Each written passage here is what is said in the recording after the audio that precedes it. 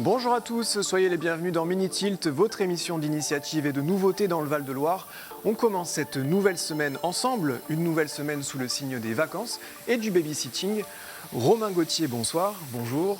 Cofondateur de Freebull, la solution collaborative de garde pour enfants Made in Touraine, est avec nous sur notre plateau. Merci d'être là. Merci à vous.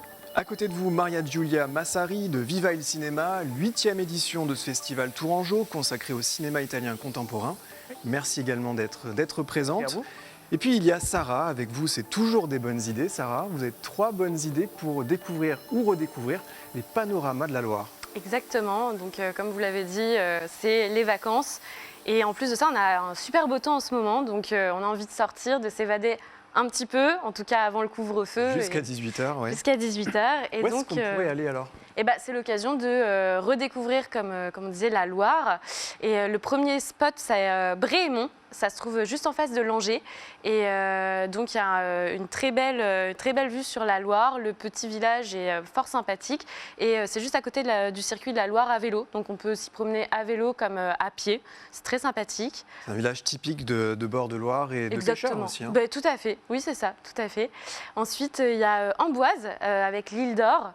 Pareil, donc ça c'est quand même assez connu en général, les Tourangeaux connaissent bien Amboise, mais pareil avec ce temps, pourquoi pas redécouvrir la Loire de ce point de vue-là et puis continuer sa balade vers Amboise et ses petites ruelles. Qu'est-ce qu'on peut y faire sur l'île d'Or Typiquement, c'est pour le paysage ou il y a des choses à faire, pour le point là, de en vue. ce moment, pas grand-chose, malheureusement. Les petites boutiques sont plus ou moins fermées. Il y en a certaines qui restent quand même ouvertes, des boutiques d'artisans.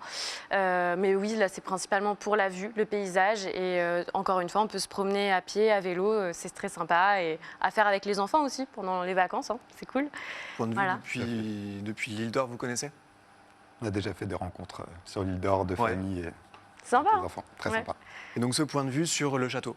Point de vue en plus sur le château, voilà, donc c'est vrai que c'est assez sympa quand même à faire.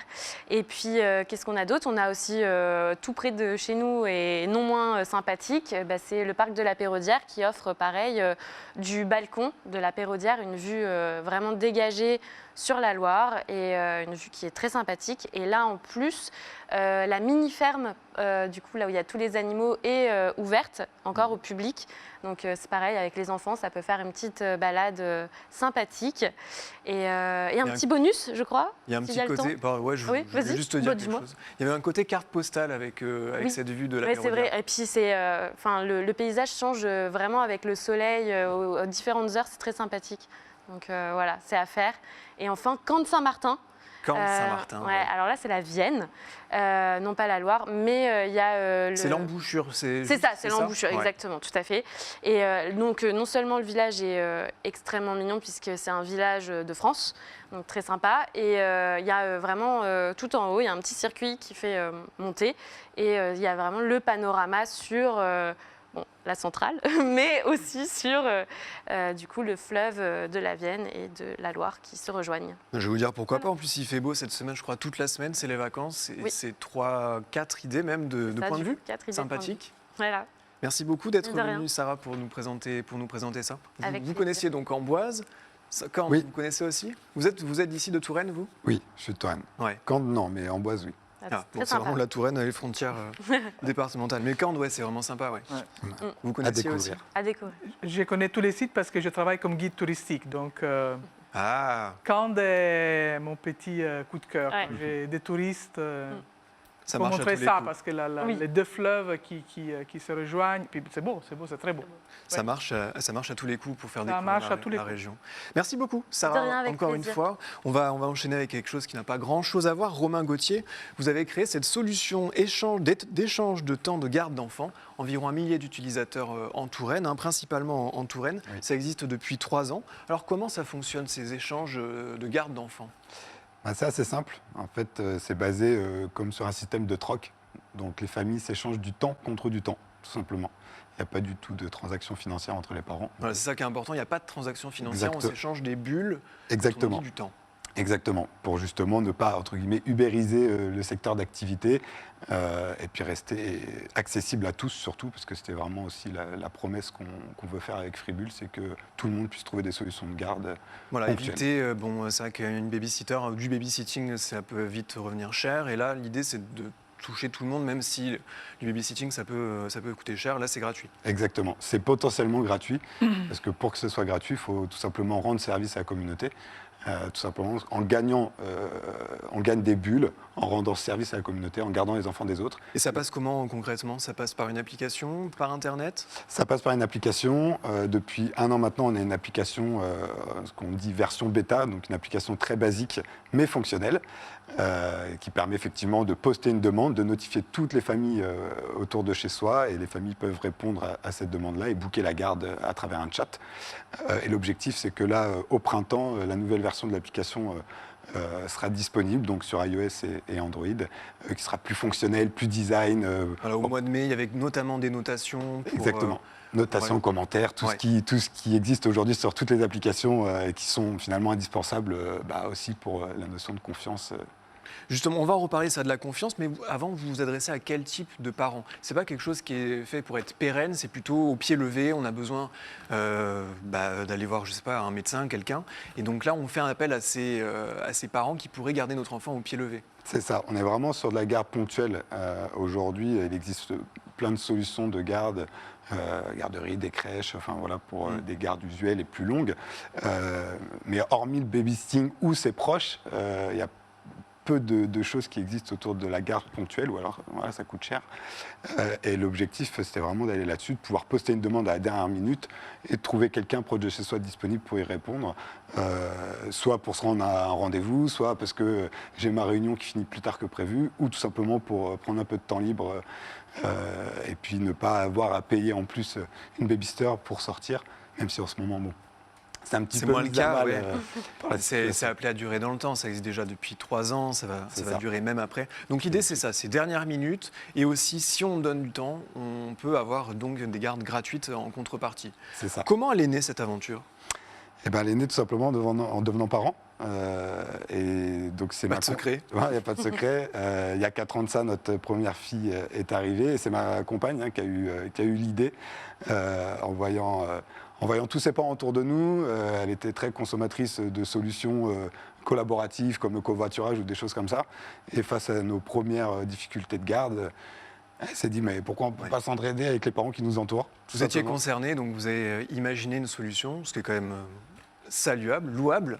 Dernière question rapidement, parce qu'on a finalement assez peu de temps. Comment vous faites pour garantir la confiance, pour qu'on ait confiance, pour qu'on confie ses enfants? Parce que c'est vrai que c'est une des craintes que j'ai entendues autour de moi par rapport à cette solution. C'est de suite la première chose qui est venue en tête à des parents.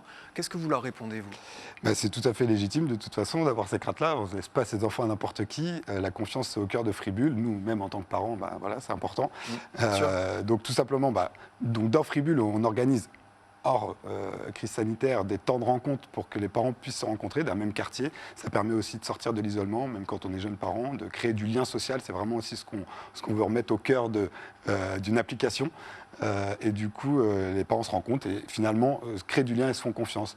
Des temps de rencontre et s'appuyer sur les réseaux existants. Et c'est ça. Au final, aujourd'hui, on a plein de parents qu'on connaît, qu'on côtoie tous les jours au travail, au sport, à la sortie d'école de nos enfants, mais à qui on ne demanderait pas service parce que finalement, pas suffisamment d'affinité non plus. Mais là, les parents, ils trouvent leur compte parce qu'ils gagnent du temps de garde qu'ils vont pouvoir eux-mêmes réutiliser pour leurs enfants. Donc finalement, quoi de plus simple que de s'appuyer sur les parents qu'on connaît et finalement trouver... Merci beaucoup Romain Gauthier. Fribule sur Facebook pour le groupe et l'appli Android et iOS pour participer à Fribule. Voilà. Merci beaucoup à vous d'être venus. On va de suite enchaîner avec la bamboche. Jingle bamboche.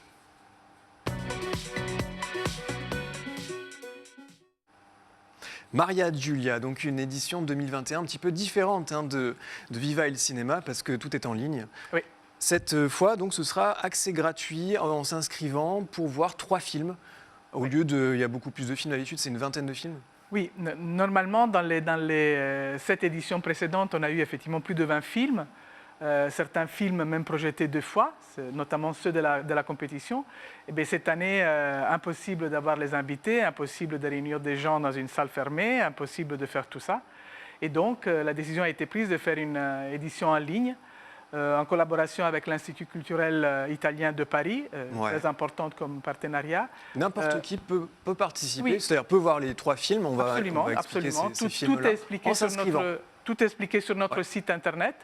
Il y a un tuto très clair, très bien fait par 2 personnes de l'équipe, Valériane et Audrey. Tout est expliqué, il faut s'inscrire. C'est la plateforme mymovies.it. Il y a un nombre de places limitées?